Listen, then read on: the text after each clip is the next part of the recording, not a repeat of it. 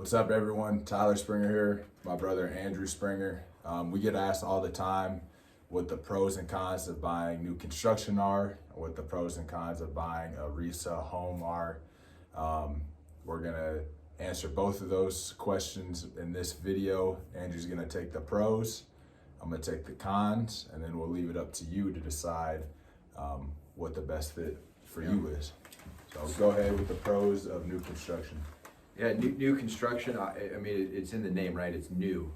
So it's, that's a pro. There's nothing you have to do when you move in. Maybe you want to do some custom shelving or, hang some pictures, that kind of thing. But there's nothing you have to fix. It's kind of like buying a new car. Like the smell is pretty awesome too. So nothing you have to do. A lot of times we see houses that are on the market, new construction that are already built. We call those spec homes, like the builders already built them. They picked out the cabinets, the colors, the layout, all that stuff. So there's not necessarily stuff that you can change, and maybe that's a con, but a pro in new construction is that you can custom build. Get in early enough in the process and you can get the house exactly as you want it. So you move right in, no repairs.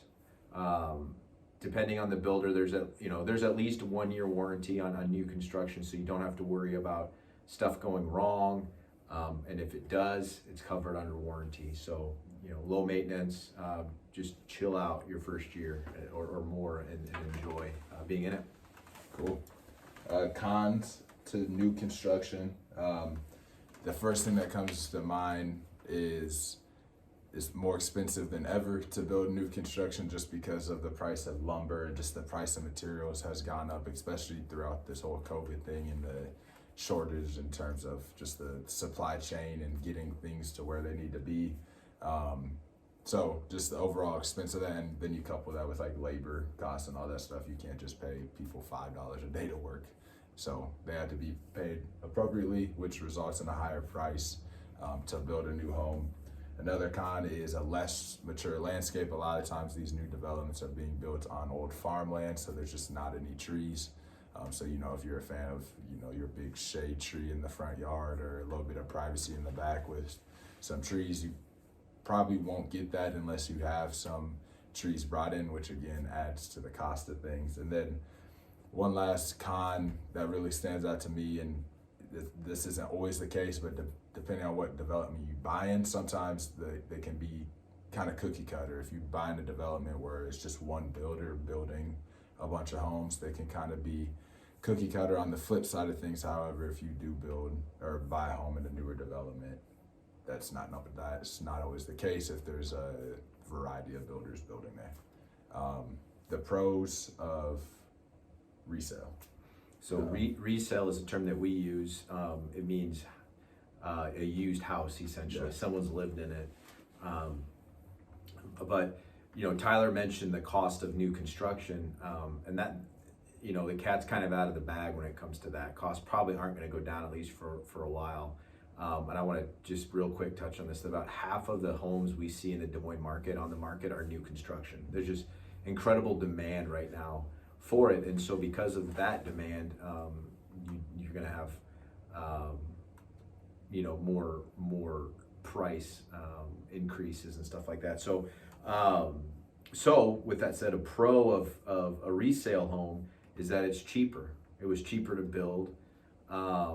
It's not brand new, so even if you have a similar look to a home, similar layout as a new construction home, it's not going to be the same comp, when it comes to a market value, because it didn't cost the same to make. Screensaver went off. That's all right. It's just Roku. It's Roku. But we have, so it's cheaper, resale's cheaper. It's a chance for you to build equity. A lot of times, we see homes, it was well taken care of, well maintained, but it's just out of date. And, right now, white kitchens is kind of all the thing that everybody wants. And so someone sees a honey oak cabinetry, trim, that kind of stuff, it may turn them off. But with a little love, a little bit of updates there, you can bring some value, some curb appeal back into it.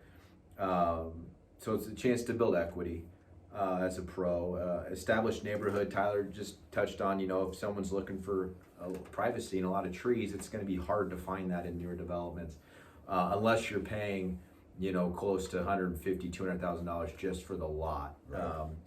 But resale homes, you have more established neighborhoods, more mature trees. There's some cons that come with having a bunch of trees in your yard too. Maybe you'll touch on that. Something else I just thought of for a pro for as far as resale is, depending on where you work, but access to roads and major streets and interstates and stuff like that. Obviously, especially with the resale home, if we're talking anything older than like 2000, a lot of those homes were built around the interstate to give the homeowners that access, whereas a lot of new construction homes are maybe a little bit further out and not quite developed parts of the city. Yeah, I actually had that written down as more central as a pro. Yeah. And Jesse and I, we just bought a house this year, but we talk about, okay, the next one, whenever that comes, is we want maybe newer, that kind of stuff. We have to think about that. Like, okay, to get new, you got to keep going out, further out. And so, especially even more so in 5 years, it's just going to be further out. So there's great advantage to buying resale. In a way, you're buying local, if you think about it, like everything's close to you. So what about some cons? So some cons, we talked about it's a little bit cheaper to buy a resale house. However, depending on the age of the house and just the previous owners of the house, there could be a lot of maintenance going on, whether it's preventive maintenance stuff that you should be doing in order to keep your older home running intact, or it's deferred maintenance stuff that should have been done that you have to now take care of as the new homeowner, whether that's gutters, roof, all that type of stuff. Along with that, sometimes the inspections on resale homes can get a little bit messier, so that could add a bit of stress. Now, if you have great agents like the Springer brothers, we take away some of that stress, hopefully. But nonetheless, that may pop up a little bit more during inspections.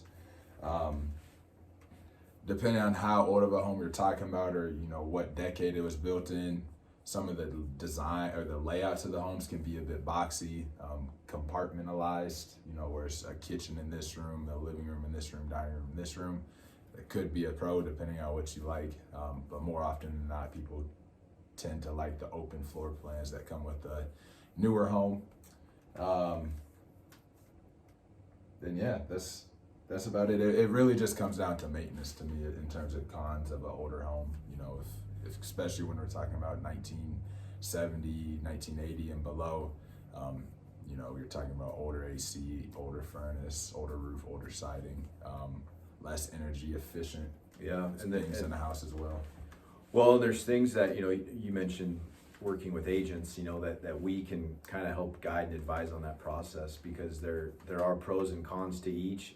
And there's, one pro that we see may be a con to somebody else, depending on their abilities and their resources. So, that's something that individually that we work with people too. Okay, like, you don't have any tools, so how are you going to do the work? I have a friend that comes in mind. Yeah. You know him too, I don't know. Yeah, we'll just but he knows when he's watching this video.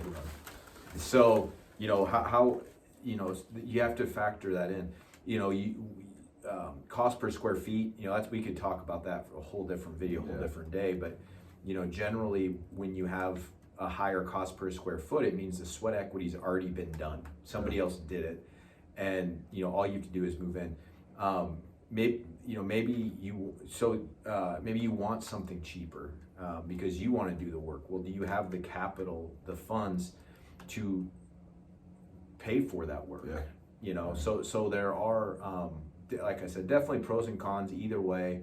It really boils down to you as the borrower, as the buyer, as the homeowner. Like, what works for you, your schedule, your abilities, and your budget, quite honestly. So, and all this is stuff that you should be thinking of ahead of buying a home, not as we're in the midst of the search. Obviously, some of that stuff you figure out as you go, but a lot of this stuff you can kind of start to figure out, okay, what's probably the better fit for me. Yep. So that's all we got for you. Thanks for watching, guys. Hope you learned something. Like, comment, Subscribe. There you go. SpringYourSalesIowa.com.